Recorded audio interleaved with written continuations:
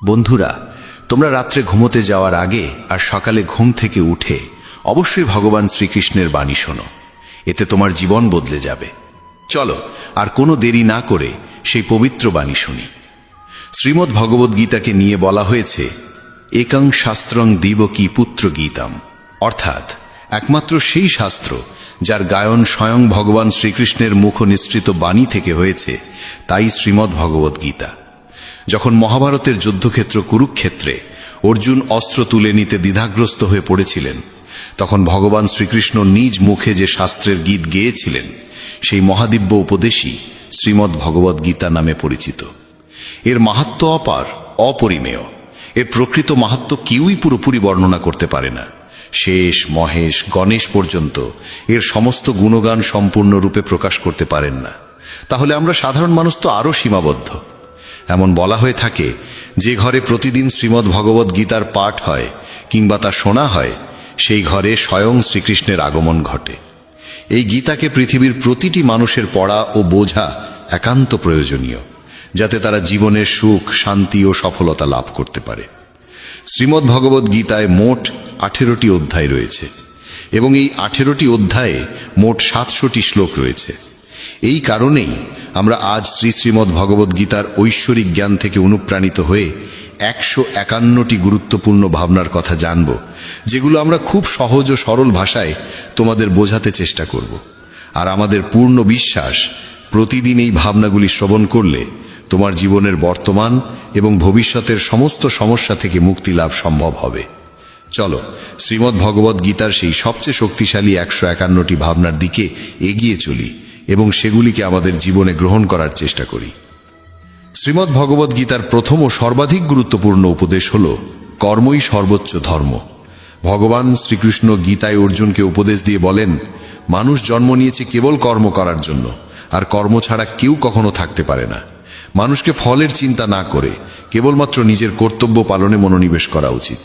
সবসময় সৎকর্ম করা উচিত, কারণ কর্ম সেই ফসল যা মানুষকে যেভাবেই হোক কেটে নিতে হবে। যেমন কর্ম হবে ঠিক তেমনই তার ফলও হবে। কর্মের হিসেব খুব সহজ। ভালো করো, ভালো ফল পাবে; খারাপ করো, খারাপ ফল পাবে। মানুষ যে রূপে ঈশ্বরকে স্মরণ করে, ঈশ্বরও তাকে সেই রূপেই দর্শন দেন। নিজের শক্তিকে দুশ্চিন্তায় ব্যয় না করে সমস্যার সমাধান খুঁজতে ব্যবহার করাটাই বুদ্ধিমানের কাজ। অসৎ জিনিস দেখা আর শোনা থেকেই আসলে অসৎতার শুরু হয়।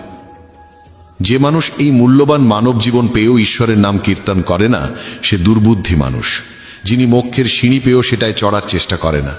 ভগবান শ্রীকৃষ্ণ বলেন, হে মানব, যদি তুমি এই সংসারের সকল দুঃখ থেকে মুক্তি চাও, তবে আমার ভক্তি করো। যে আমার ভক্তি করে না, সে এই জীবনেও নয়, মৃত্যুর পরেও শান্তি পায় না। যারা অসৎকর্মে লিপ্ত, অধম প্রকৃতির, যাদের বুদ্ধি মায়ায় আচ্ছন্ন, তারা কখনোই আমার পূজা করে না বা আমাকে পাওয়ার চেষ্টা করে না। নিজেকে ভগবানের প্রতি সম্পূর্ণরূপে সমর্পণ করো, এটাই সবচেয়ে বড় আশ্রয়। যে কেউ এই আশ্রয়কে চিনে নিতে পারে, সে সব রকমের ভয়, চিন্তা ও দুঃখ থেকে মুক্ত হয়। ভগবানের উপর বিশ্বাস রাখো সেই শিশুর মতো, যাকে যদি কেউ বাতাসে ছুঁড়ে দেয় তবুও সে হাসে, ভয় পায় না, কারণ সে জানে কেউ তাকে পড়তে দেবে না। ভগবান শ্রীকৃষ্ণ বলেন, তুই মন ছোট করিস না। যেখানে তোর নিজেরই মুখ ফিরিয়ে নেবে, সেখানে আমি তোর পাশে থাকব। জীবনে কখনো কারো সঙ্গে নিজের তুলনা করিস না। তুই যেমন আছিস তেমনটাই শ্রেষ্ঠ। প্রেরণার সবচেয়ে বড় উৎস হলো তোর নিজের ভাবনা। তাই সব সময় ভালো ভাব, বড় ভাব, আর নিজেকে জয় করার জন্য নিজেকেই অনুপ্রাণিত কর। যে দুঃখ ভোগ করে সে ভবিষ্যতে সুখী হতে পারে, কিন্তু যে দুঃখ দেয় সে কখনো সুখী হতে পারে না। তাই নিজের মধ্যে করুণা রাখিস, ক্রোধ নয়, কারণ ফুল তো মেঘের বৃষ্টি নিয়ে খেলে, তার গর্জন নিয়ে নয়।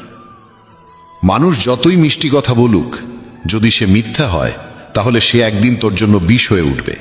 আর একজন সত্যবাদী যতই তোর কাছে কঠোর মনে হোক, সে একদিন তোর জীবনের ওষুধ হয়ে উঠবে।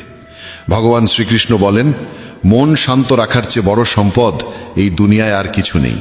যে ব্যক্তি নিজের মন শান্ত রাখতে শিখে গেছে, তার চেয়ে ধনী কেউ হতে পারে না।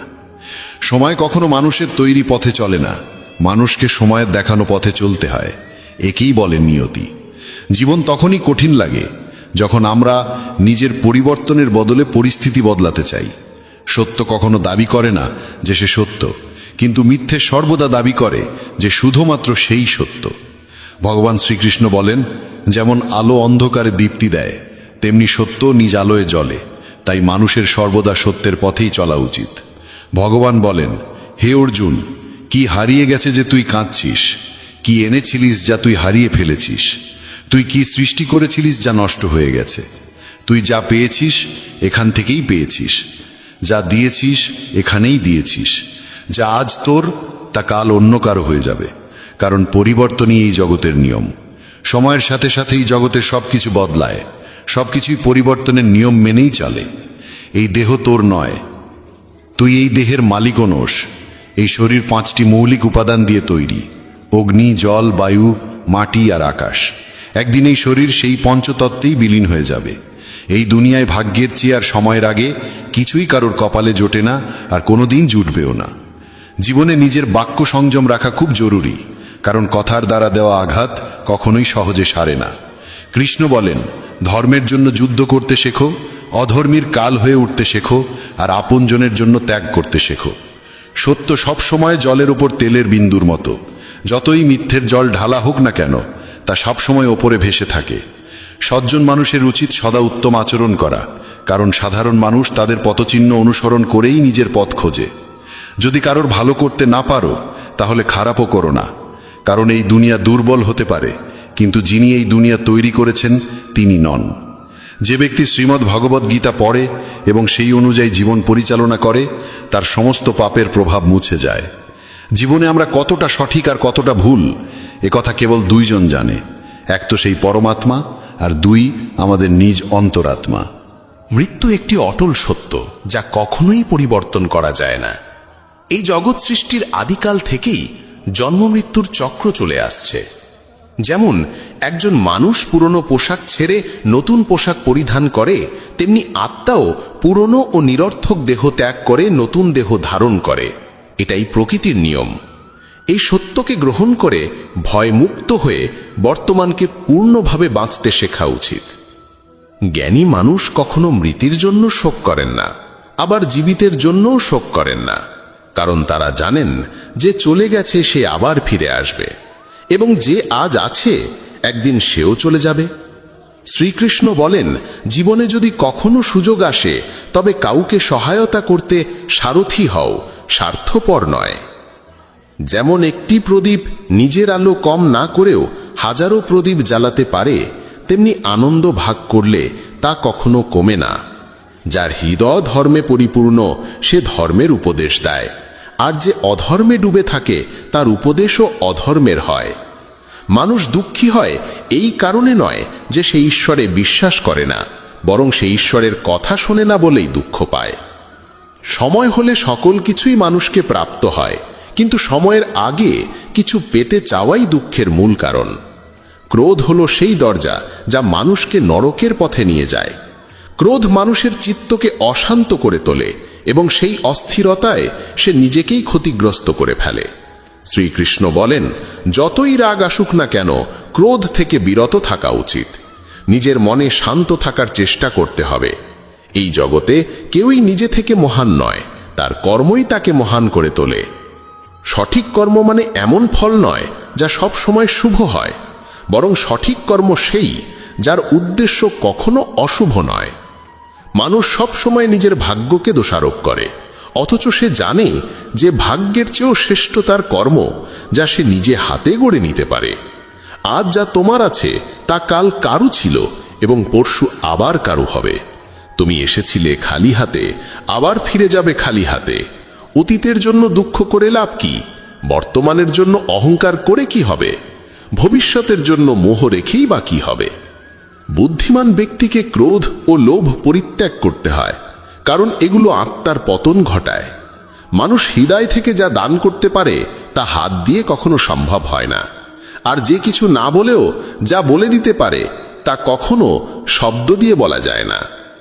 মনকে নিয়ন্ত্রণে রাখা ভীষণ প্রয়োজন। মানুষের মন বায়ুর মতো চঞ্চল।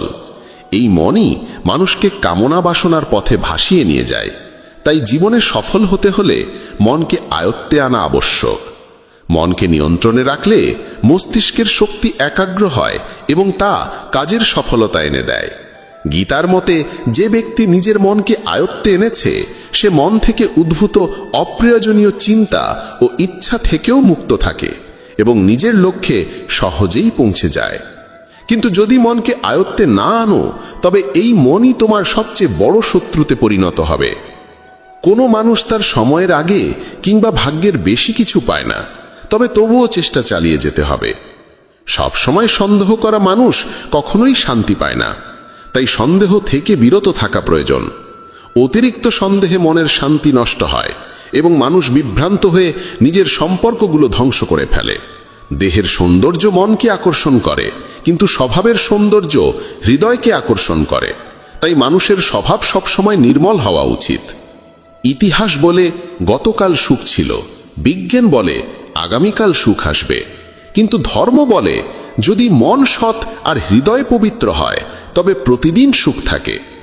কে কি করছে, কেন করছে, কিভাবে করছে, এসব থেকে যত দূরে থাকবে তত বেশি শান্ত থাকবে।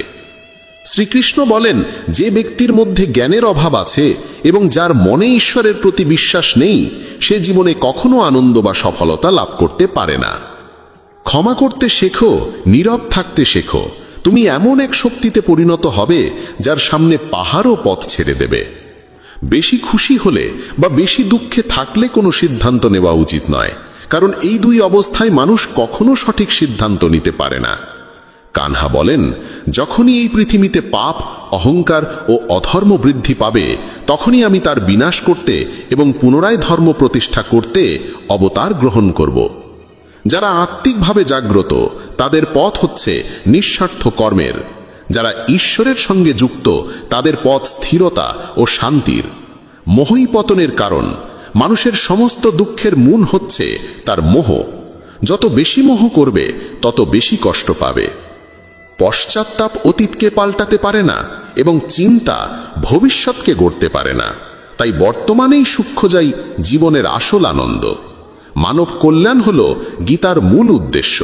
তাই নিজের কর্তব্য পালন করতে গিয়ে মানুষের মঙ্গলকেই প্রাধান্য দেওয়া উচিত। হে অর্জুন, যে ব্যক্তি আমার অলৌকিক জন্ম ও কর্মকে সত্যভাবে উপলব্ধি করে সে দেহত্যাগের পর পুনর্জন্ম নেয় না এবং আমার পরমধামে পৌঁছে যায়। যে ব্যক্তি সমস্ত ইচ্ছাকে ত্যাগ করে, সমস্ত আবেগ থেকে মুক্ত হয়ে যায়, সে অপার শান্তি লাভ করে।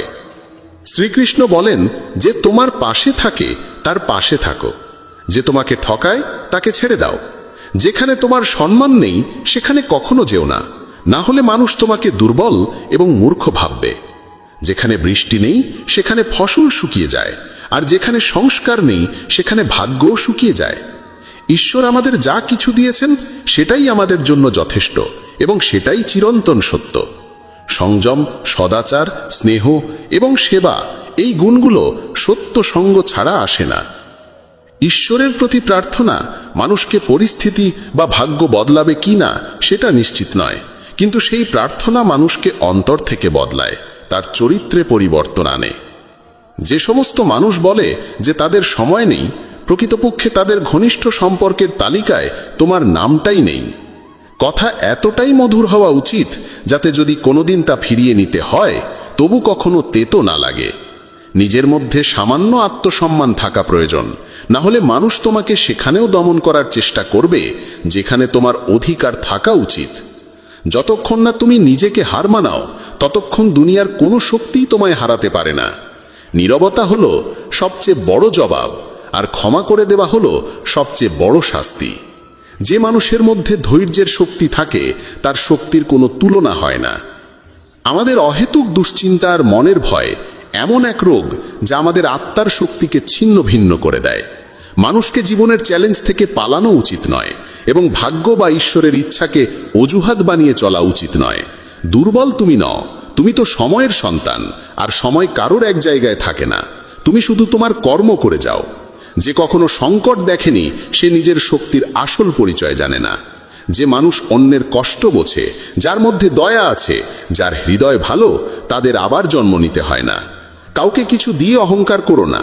কে জানে তুমি দিচ্ছ না, শুধু আগের জন্মের ঋণ শোধ করছো। অহংকারী মানুষের বংশ, ঐশ্বর্য আর মর্যাদা এই তিনটেই একে একে হারিয়ে যায়। বিশ্বাস না হলে কৌরব আর কংসের উদাহরণ দেখো। যদি কারো উপর বিশ্বাস করতে চাও তবে তার কথায় নয়, তার আচরণে নজর দাও। ভগবান শ্রীকৃষ্ণ বলেন, যে মানুষ আমাকে চিনে যায় সে জন্ম আর মৃত্যুর বন্ধন থেকে মুক্ত হয়ে যায়। যা তোমার ভাগ্যে আছে তা তোমার কাছে নিজেই এসে যাবে, আর যা তোমার নয় তা এসেও সরে যাবে। যেমন হাওয়া নৌকাকে দিকভ্রষ্ট করে দেয়, তেমনি মানুষের বাসনা তার বুদ্ধিকে বিভ্রান্ত করে তোলে। ভগবান শ্রীকৃষ্ণ বলেন, যে মানুষ সুখ দুঃখ মান অপমান সব অবস্থায় শান্ত থাকে সেই মানুষই আমার কাছে অতি প্রিয়। সময় এক অদ্ভুত ব্যাপার। যদি তার সঙ্গে চলো সে তোমার ভাগ্য বদলে দেয়, আর যদি তার সঙ্গে না চলো তবে সে তোমার জীবনটাই বদলে দেয়। মানুষ কাঁদলে দুর্বল হয় একথা ঠিক নয়, বরং কান্নায় যিনি ভেঙে পড়েন তিনি সবচেয়ে শক্তিশালী হয়ে ওঠেন। আমাদের যা আছে তাতেই খুশি থাকা উচিত, কারণ আমরা যেমন জীবনযাপন করছি সেটাই অনেকের স্বপ্ন। পাথর হয়তো শেষ আঘাতে ভেঙে পড়ে, কিন্তু প্রথম আঘাত কখনো বৃথা যায় না। সে মানুষটিকে কখনো বিশ্বাস করো না যার স্বভাবই হলো কষ্ট দেওয়া বা প্রতারণা করা।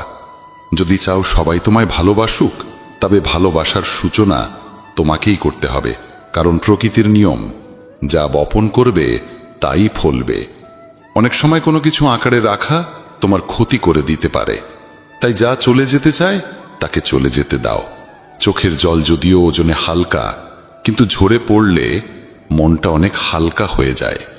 মানুষ ভুল করে অন্যদের চোখে ধুলো দিতে পারে, কিন্তু ভগবান তো সব হিসেব রাখেন। তোমার সততা আর অন্যের ভুল কখনো বোঝাতে যেও না, সময় একদিন সব নিজেই বুঝিয়ে দেবে। ঈশ্বরের সৃষ্ট একটি গাছের নিচে যেমন ধনী বসতে পারে তেমনি গরিবও বসতে পারে। দুজনই একরকম বাতাস আর ছায়া পায়, কোনো তফাৎ নেই। এর মানে ঈশ্বর সব মানুষকে এক চোখে দেখেন। সেই মানুষটিকে কখনো উপেক্ষা করো না যে তোমায় ভালোবাসে, তোমার যত্ন নেয়, তোমায় মনে করে, কারণ একদিন যখন তোমার চোখ খুলবে তখন তুমি বুঝবে যে তুমি তারা গুনতে গুনতে চাঁদকে হারিয়ে ফেলেছ। ধৈর্য রাখো, সঠিক সময় এলে তুমি সব কিছু পাবে যার জন্য তুমি এতদিন পরিশ্রম করেছ। অনেক সময় ঈশ্বর তোমায় ধনী করেন এই কারণ তিনি নিজে গিয়ে সবার দরজায় দরজায় সাহায্য করতে পারেন না।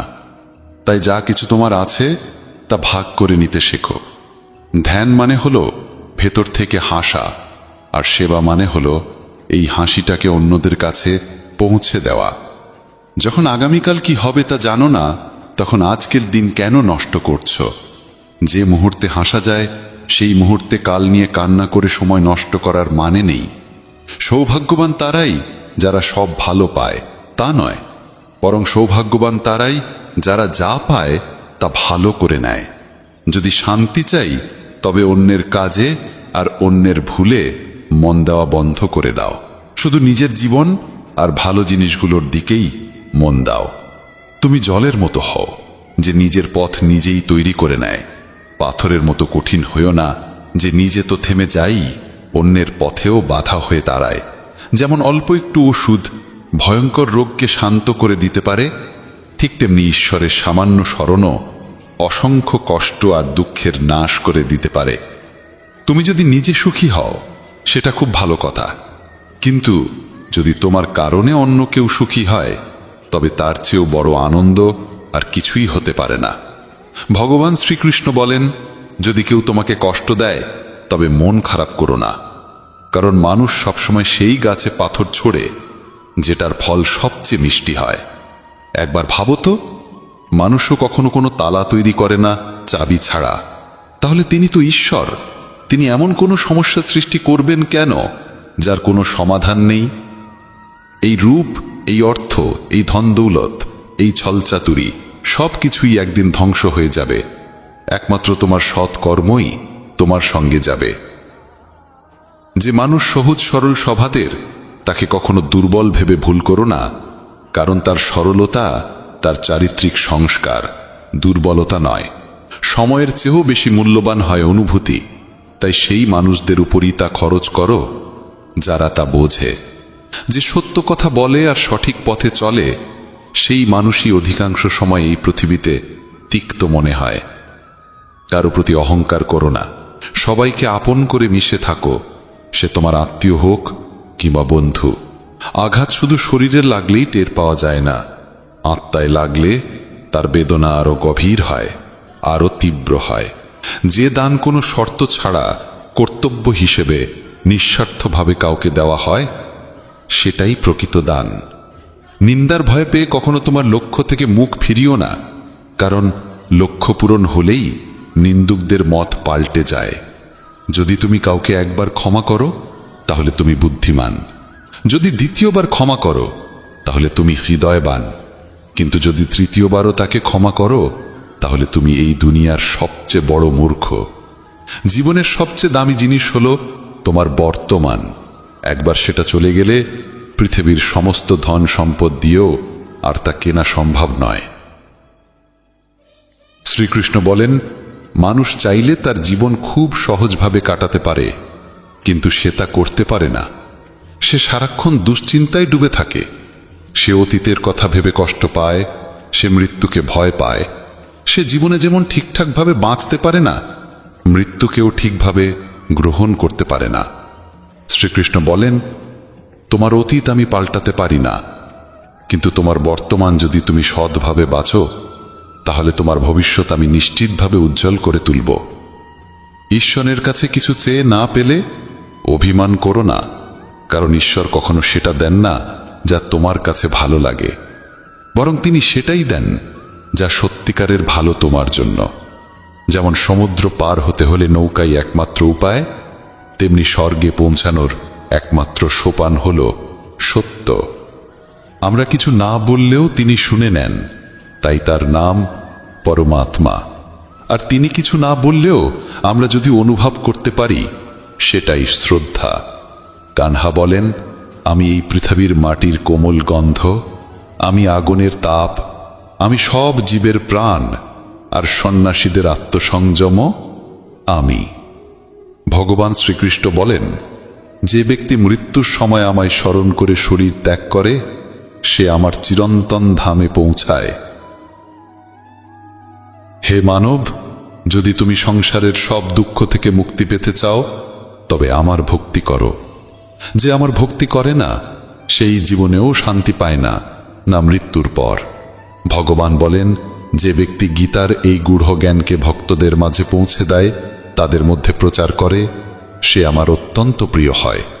যেমন এই জ্ঞানের মাধ্যম আমরা হয়েছি, তেমনি তুমিও মাধ্যম হও। এই অমূল্য জ্ঞানকে যতটা সম্ভব বেশি মানুষের কাছে পৌঁছে দাও এবং ভগবান শ্রীকৃষ্ণের প্রিয় ভক্ত হয়ে ওঠো। বন্ধুরা, যদি ভগবান শ্রীকৃষ্ণের এই বাণী তোমার ভালো লেগে থাকে তবে মন্তব্যে জয় শ্রী রাধে কৃষ্ণ লিখতেই হবে।